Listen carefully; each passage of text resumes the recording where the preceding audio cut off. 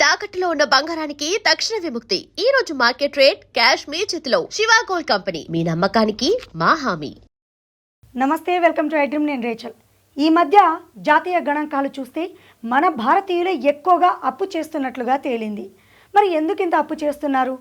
భవిష్యత్తు ఏమవుతుంది? ఎస్, ఇలాంటి సందేహాలను ఇవాళ డిస్కస్ చేసుకుందాము. మరి డౌట్స్ని క్లారిఫై చేయడానికి ఇవాళ స్టూడియోలో మనతో పాటు ఉన్నారు ప్రముఖ అనలిస్ట్ మందడి కృష్ణారెడ్డి గారు మనతో పాటు ఉన్నారు. వారితో మాట్లాడదాం. నమస్కారం సార్. నమస్తే అమ్మ. ఎస్, మన భారతీయులు ఇంత ఎక్కువ సంఖ్యలో అప్పు చేయడానికి కారణం ఏంటి? అసలు మన భారతీయులు ఇంత అగ్రస్థానంలో ఉన్నారని గణాంకాలు చెప్పగానే ఒక్కసారిగా విస్మయానికి గురవ్వాల్సినటువంటి పరిస్థితి వచ్చింది.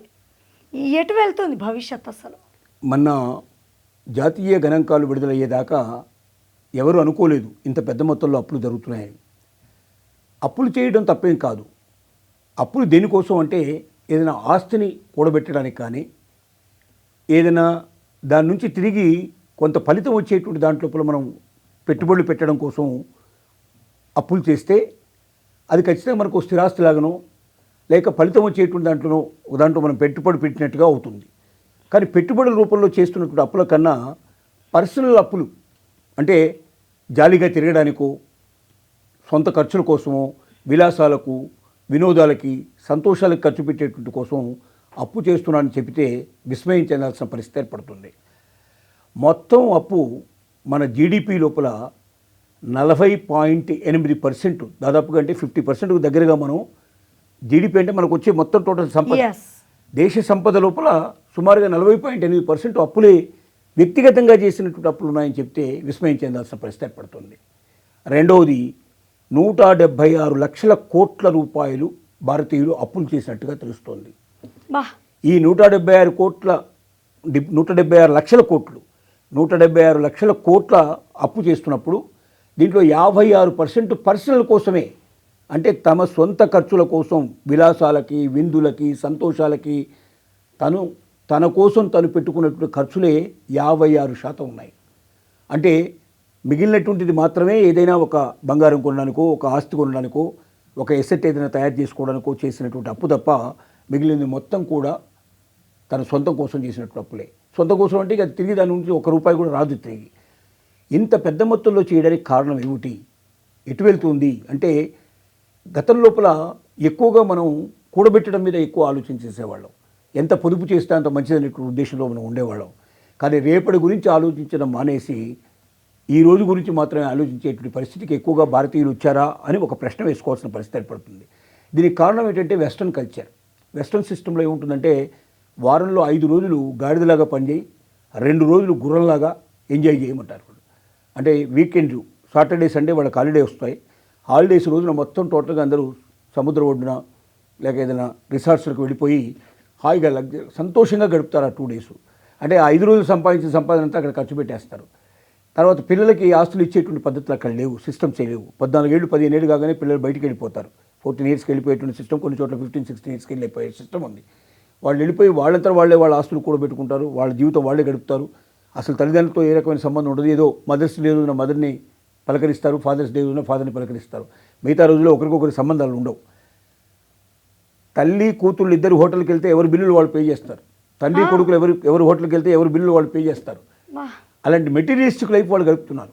ఒక రకంగా భారతీయులు కూడా అటువైపు ప్రయాణం చేస్తున్నారనే భయం కలిగేటువంటి పరిస్థితి ఏర్పడింది. కారణం ఏంటంటే 56%, 176 లక్షల కోట్లలో 56% అంటే దాదాపుగా 80 నుంచి 90 లక్షల కోట్లు తమ సొంత అవసరాల కోసం, సొంత ఆలోచనల కోసం, సొంత సంతోషాల కోసం, విలాసాల కోసం, విందుల కోసం ఖర్చు పెట్టారంటే భరించరాని పరిస్థితి ఏర్పడుతుంది. అంటే ఇది చాలా క్షమించరాని నేరం ఒక రకంగా చెప్పాలంటే. సార్, ఇక్కడ మరి మనం మాట్లాడుకోవాల్సింది ఏంటంటే, మరి వీళ్ళకి అప్పు ఎలా పడుతుంది? బ్యాంకులు ఎలా ఇస్తున్నాయి?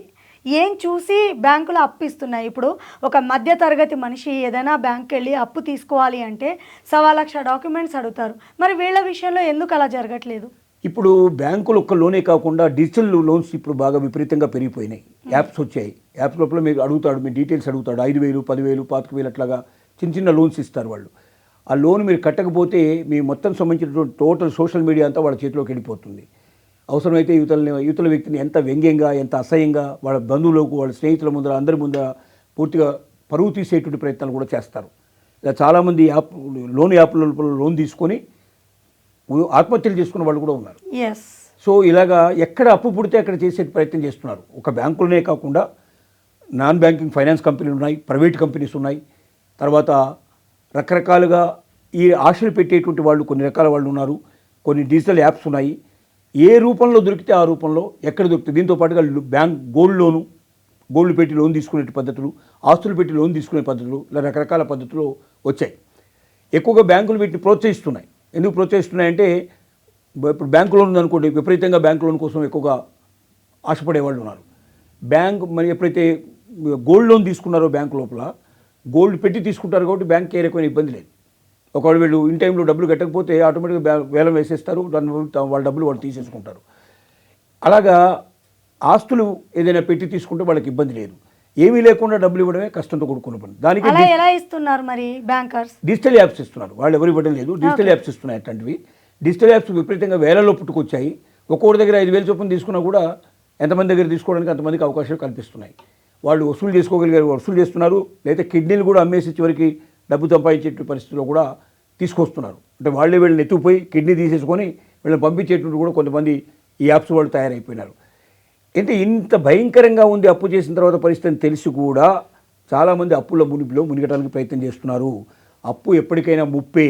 అప్పు చేసిన వాడు సుఖంగా, శాంతిగా, ప్రశాంతంగా బతకలేడు, వాడు నిద్రపోలేని పరిస్థితి ఏర్పడుతుంది. కాబట్టి భారతీయులు ఇప్పుడు ఏదైతే జాతీయ గణాంకాలు రిలీజ్ అయ్యాయో దీని ప్రకారంగా ఇంత పెద్ద మొత్తంలో అప్పు చేసిన పరిస్థితి నుంచి వీళ్ళని అప్పు నుంచి బయటికి తీసుకురావడం ఎట్లాగా, వీళ్ళకు పొదుపు నేర్పడం ఎట్లాగా, వీళ్ళ జీవితంలో తిరిగి మళ్ళీ ఈ రకమైన భయాందోళన నుంచి వీళ్ళని ఎలా బయటికి తీసుకురావాలని కేంద్ర ప్రభుత్వం కూడా అనేక పథకాలు ఇప్పుడు ఆలోచన చేస్తుంది. దీంట్లో ఇంపార్టెంట్ పాయింట్ ఏంటంటే క్రెడిట్ కార్డ్స్ అనేటివి ఇబ్బడి ముబ్బడిగా ఇచ్చేస్తున్నారు. ఈ క్రెడిట్ కార్డ్స్ అనేటివి కూడా వాడుకుంటే మంచిదే సరిగ్గా, కానీ వాడుకోకపోతే ఎంత ప్రమాదము. దీన్ని ఎంతమంది క్లియర్ చేస్తున్నారు? ఇదొక మెయిన్ పాయింట్. ఇప్పుడు బ్యాంకులు కూడా క్రెడిట్ కార్డుని ఎందుకు అలవాటు చేయడానికి ప్రయత్నం చేస్తున్నాయంటే సులభంగా క్రెడిట్ కార్డు ఉందంటే వెంటనే కొనేసే ప్రయత్నం చేస్తారు, తినేసే ప్రయత్నం చేస్తారు, రకరకాల దాన్ని యూజ్ చేస్తారు. కానీ తిరిగి కట్టేటప్పుడు చాలామంది ఇన్ టైంలో కట్టడం లేదు. కట్టకపోయినప్పుడు ఏం చేస్తారంటే వాడి మీద యాక్షన్ తీసుకునే ప్రయత్నం చేస్తారు. క్రెడిట్ స్కోర్ తగ్గిపోతుంది, వేరే చోట్ల ఇక్కడ లోన్లు పుట్టవు, రకరకాల సమస్యలు వస్తాయి. తర్వాత ఏం జరుగుతుందనే దానికన్నా ఇప్పుడు నేను ఎంజాయ్ చేస్తున్నా లేదా, ఇప్పుడు ఆ డబ్బు తీసుకుని నేను సంతోషపడుతున్నా లేదా అని దానికే ప్రిఫరెన్స్ ఇస్తున్నారు. అంటే రేపటి గురించి ఆలోచించకుండా ఈ రోజు గురించి ఆలోచించేటువంటి స్థితికి భారతీయులు ఎక్కువ మంది ముందుకెళ్తున్నారా అనే ఒక భయాందోళన కలిగించేటువంటి గణాంకాలు ఇవి. కాబట్టి ఈ గణాంకాలను బట్టి కేంద్ర రాష్ట్ర ప్రభుత్వాలు జాగ్రత్త తీసుకొని ప్రజల్ని వీటిలోంచి బయటికి తీసుకొచ్చి వీలైనంతవరకు పొదుపు నేర్పి అప్పుల ఊబిలోంచి బయటికి తీసుకురావడానికి ప్రయత్నం చేయాలి. వ్యక్తిగతంగా ప్రతి ఒక్క వ్యక్తి కూడా మారి నేను ఇది చేస్తున్న పని కరెక్ట్ కాదు, ఇప్పటి నుంచి అని నేను మార్చుకోవాలనే భావనకి రావాల్సిందిగా మనం తెలియజేస్తున్నాం. అంతకన్నా మనం చేయగలిగేది ఉంది. మనం వాళ్ళలో ఒక మార్పు కోరడానికి మాత్రం ప్రయత్నం చేద్దామని ఆశిస్తున్నాం. రైట్. ముందుగా నాంది పలికింది అయితే కేంద్ర రాష్ట్ర ప్రభుత్వాలే డిజిటల్ పేమెంట్ వైపు అడుగులు వేయాలి అని ప్రతి ఒక్కరికి చెప్పింది. ఇప్పుడు అవే దీన్ని మిస్యూజ్ చేసి ఇంతగా అప్పులకు పాల్పడుతున్నారు అని అంటే ఒక రకంగా దీన్ని ఎలా అని చెప్పాలి అనేది అర్థం కాని ప్రశ్న. డిజిటల్ పేమెంట్ ఎందుకు చేసిందంటే క్యాష్ను ఎక్కువగా తీసుకోవడం వల్ల, చేయటం వల్ల క్యాష్ ట్రాన్సాక్షన్లు సమస్యలు చాలా ఉన్నాయని. రెండోది, ఇప్పుడు డిజిటల్ ట్రాన్సాక్షన్ చేస్తారో అప్పుడు మీరు ఎంత వాడుతున్నారో తెలుస్తుంది కాబట్టి ఈజీగా ఇన్కమ్ ట్యాక్స్ కలెక్ట్ చేయడానికి అవకాశం ఉంటుందనే ఉద్దేశంతో ఇన్కమ్ ట్యాక్స్ ఆటోమేటిక్గా పడుతుంది. కర్ణాటకలో ఆ మధ్య ఏం చేశారంటే మొత్తం ఎంతమంది అయితే ట్రేడర్స్ ఉన్నారో చిన్న చిన్న పళ్ళ వ్యాపారుల దగ్గర నుంచి మొదలు పెడితే టీ షాప్ వాడి దగ్గర నుంచి ప్రతి ఒక్కరికి నోటీసులు పంపించారు. మొత్తం మీ దగ్గర డిజిటల్ పేమెంట్లో 5 లక్షలు, 10 లక్షలు, 25 లక్షలు ఈ నెలలో మీరు టర్న్ ఓవర్ చేశారు, దీని మీద సేల్స్ ట్యాక్స్ కట్టారా, దీని మీద మీరు ఇన్కమ్ ట్యాక్స్ కట్టారా, మొత్తం వివరాలన్నీ అడిగారు. అలాగే విడివిడిగా ఎవరైతే చేశారో నువ్వు 3 లక్షలు దాటిన ప్రతి ఒక్కరికి నోటీసు పంపించేశారు. మీ మొత్తం టర్న్ ఓవర్ మీ జీవితంలో మీరు ఈ నెలలో ఖర్చు పెట్టింది 3 లక్షల పైన ఉంది, దీనికి మీరు ఇన్కమ్ ట్యాక్స్ పే చేశారా, డీటెయిల్స్ అన్ని ఇచ్చారని అడిగారు. దీంతో దాదాపు 4 రోజుల పాటు సమ్మె చేసేసి అక్కడ డిజిటల్ పేమెంట్స్ పూర్తిగా ఆగిపోయినాయి, మళ్ళీ మెల్లగెల్ల అలగొట్టయినాయి. ఇది దేశమంతా వచ్చే ప్రమాదం కూడా ఉంది. కాబట్టి డిజిటల్ పేమెంటే కదా, నా ఇష్టం వచ్చినట్టుగా దేనికి పడితే వాడికి వాడేస్తానుకుంటే నీ టర్న్ ఓవర్ 3 లక్షల రూపాయల కన్నా నువ్వు ఎక్కువగా వాడినట్టయితే ఆ నెలలో ఆటోమేటిక్గా నువ్వు ఇన్కమ్ ట్యాక్స్ పే చేసిన పరిస్థితి ఏర్పడుతుంది. సంవత్సరంలో ఒక సంవత్సరానికి 3 లక్షల రూపాయలు మాత్రమే మనకు పరిమితి ఉంది. 3 లక్షలు దాటిన ప్రతి ఒక్క వ్యక్తి కంపల్సరీగా ఇన్కమ్ ట్యాక్స్ కట్టాల్సి వస్తుంది. అలాగే ప్రతి ట్రేడరు సేల్స్ ట్యాక్స్ పే చేయాల్సిన పరిస్థితి ఏర్పడుతుంది. అంటే డిజిటల్ అని ఎందుకు డిజిటల్ పేమెంట్ను గవర్నమెంట్ ఎంకరేజ్ చేసిందంటే దీనికోసమే. కానీ దీన్ని మిస్యూజ్ చేసేవాళ్ళు చాలామంది. దీనివల్ల భారతీయులే ఎక్కువ సంఖ్యలో అప్పు తీసుకున్నారు అన్న ఒక అప్రతిష్ట మన భారతదేశానికి వస్తుంది. ఎస్, ఎప్పుడైనా కూడా ఒక టెక్నాలజీ వచ్చింది అని అంటే అది మంచి కోసమే. డిజిటల్ పేమెంట్స్ అనేది సరైన మార్గంలో మనం కనుక యూజ్ చేస్తే అది మన దేశానికి మంచిది, మనకు కూడా ఎంతో ఆర్థిక భరోసానిస్తుంది. దాన్ని మిస్యూజ్ చేయడం వల్ల ఎన్నో అనార్థాలకి మనమే కారకులవుతున్నాము. సో మనవంతు బాధ్యతగా మనము డిజిటల్ పేమెంట్ విషయంలో అప్రమత్తంగా ఉండాలి. అండ్ చాలామందికి డిజిటల్ పేమెంట్ విషయంలో అవగాహన లేక, కొంతమంది తెలిసి తెలియక ఏదైనా నొక్కేస్తే సైబర్ నేరగాళ్ళ బారిన కూడా పడి ఎంతోమంది మోసపోతున్నటువంటి ఈ తరుణంలో జాగ్రత్తగా ఉండాల్సిన బాధ్యత మనందరిపైన ఉంది. మరో చక్కని టాపిక్తో మళ్ళీ మీ ముందు ఉంటాను. నమస్తే.